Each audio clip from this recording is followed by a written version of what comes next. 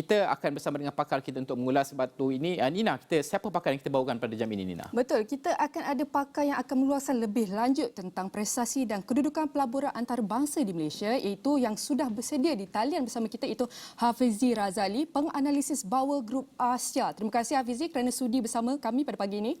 Okey, Hafizi, itu data antara yang kita bentangkan. Memanglah angka-angka ini adalah angka yang besar kalau kita melihat.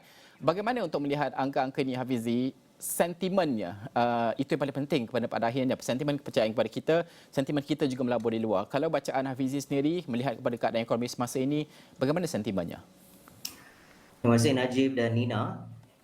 Jadi kalau boleh saya huraikan dengan lebih lanjut, yang pertamanya kita dapat lihat kebanyakan negara sudah membuka kembali sempadan mereka, ya. Jadi ini termasuklah untuk menerima pelaburan yang lebih besar daripada negara-negara lain ataupun syarikat-syarikat besar. Jadi sekarang ni Malaysia berada dalam kedudukan yang mana Malaysia perlu compete, ya, untuk mendapatkan pelaburan ini berbanding dengan tahun 2019 ataupun 2020 yang mana banyak negara belum lagi dengan lebih terbuka menerima pelaburan, ya, disebabkan faktor-faktor seperti COVID. Jadi persoalannya di sini adalah apa competitive edge yang Malaysia dapat bawa supaya kita sentiasa dapat menerima pelaburan yang sustain, ya. Bukan sahaja kita ada growth, tapi growth itu sustain dan juga stabilize pada harga yang pada kadar pelaburan yang tinggi.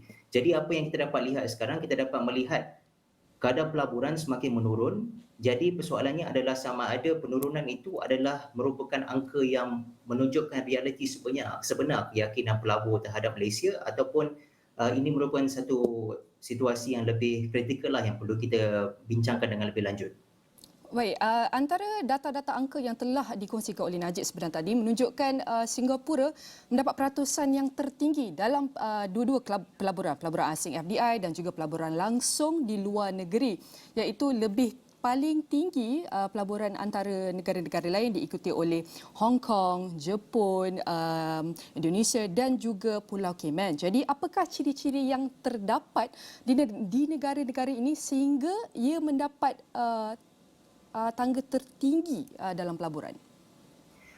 Ya, Dina, pertamanya kita perlu faham, ya, kita perlu ada satu pecahan kalau kita mahu bandingkan negara maju dengan negara membangun seperti Malaysia, ya. Jadi Singapura ni adalah negara maju. Jadi kita lihat apa yang Singapura buat lebih baik daripada negara-negara lain seperti Malaysia ni.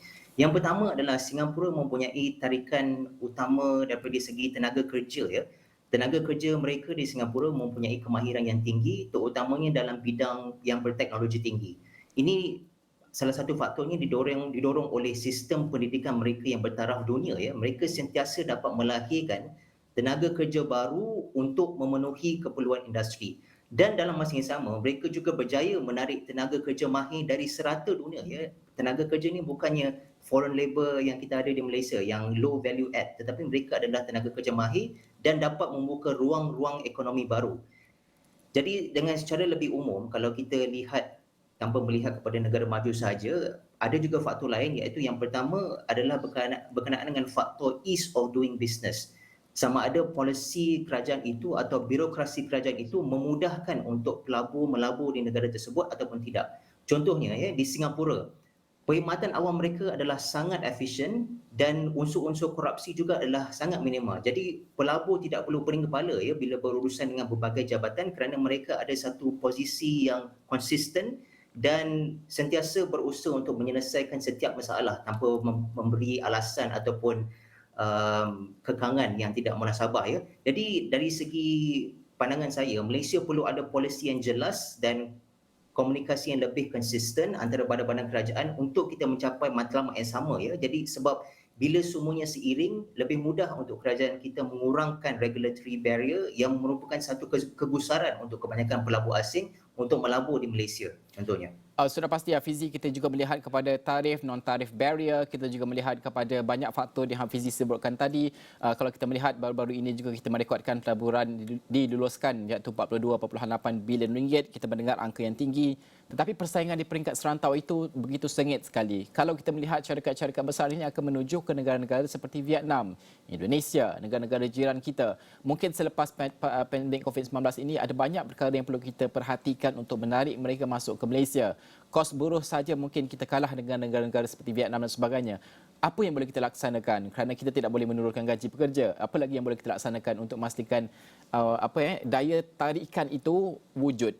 Salah satunya sudah pasti modal insan itu, tapi apa lagi boleh kita laksanakan untuk tahun-tahun mendatang?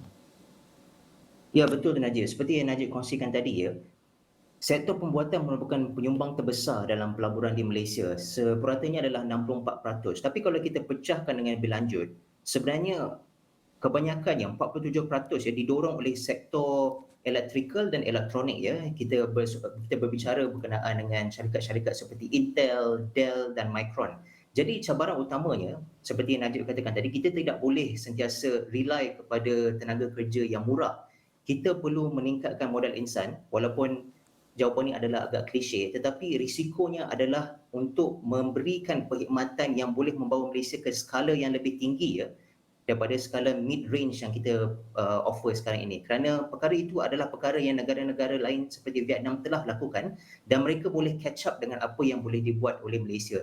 Jadi bagi saya, modal insan adalah penting. Yang kedua adalah untuk memastikan kita ada keupayaan untuk memberikan satu value add services yang lebih high range, yang lebih terarah kepada teknologi masa kini dan masa depan ya. Jadi kita tidak boleh lagi menggunakan tenaga kerja buruh untuk mengeluarkan sesuatu, tetapi kita perlu melihat kepada angle teknologi supaya pembuatan yang dikeluarkan Malaysia ini adalah lebih bermutu tinggi dan dikeluarkan untuk kegunaan syarikat-syarikat besar di negara-negara maju. Susulan perkara ini, kita juga baru sahaja terima kunjungan hormat Penny Wong, Menteri Luar Australia ke Malaysia. Beliau bersetuju untuk tarik pelaburan ke Malaysia. Jadi, apakah harapan yang kita boleh nampak dan misi yang Malaysia mampu kecapi dengan kerjasama ini? Ya Nina, dalam situasi ini kita dapat lihat ya, Menteri telah berkata bahawa pelaburan yang mampu ditarik Malaysia perlulah seiring dengan aspirasi pelaburan nasional. Dan perkara ini adalah penting kerana Malaysia memang memerlukan pelaburan yang berkualiti dan berteknologi tinggi. Tetapi ada beberapa perkara yang kita perlu berikan perhatian yang lebih khusus ya. Yang pertamanya adalah kita perlu pelaburan sebegini, baik dari Australia ataupun negara-negara lain. Kita perlukan satu pelaburan yang dapat mewujudkan pekerjaan yang bernilai tinggi supaya tenaga kerja tempatan yang kita ada di Malaysia ini tidak perlu ke luar negara untuk mendapatkan pekerjaan yang lebih baik. Kita telah dapat lihat ya, ramai pekerja Malaysia yang kini ke Singapura untuk mendapatkan pekerjaan yang lebih baik. Yang kedua adalah perlu ada satu kerjasama ya daripada syarikat luar negara dan syarikat tempatan untuk membolehkan satu teknologi transfer ataupun sharing of best practices menerusi kerjasama yang tertentu yang lebih khusus. Kita dapat lihat pengalaman di China ya, mereka dapat maju dengan lebih cepat kerana mereka mempunyai leverage untuk menggunakan teknologi yang mereka dapat belajar ini untuk memajukan negara dengan lebih cepat ya. Ini sesuatu yang kita kurang di Malaysia ini.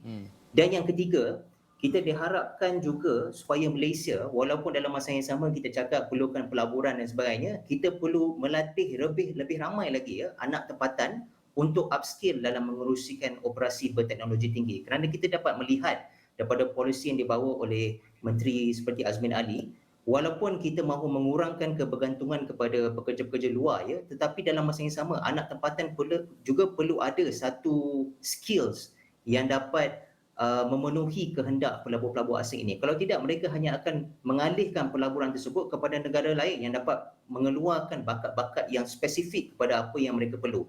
Kita dapat lihat perkara ini adalah kritikal walaupun kita melihat kepada lepasan-lepasan universiti. Mereka juga tidak mempunyai skill set yang industri mahukan. Jadi ini adalah satu perkara yang kerajaan perlu memberikan perhatian yang lebih khusus dan lebih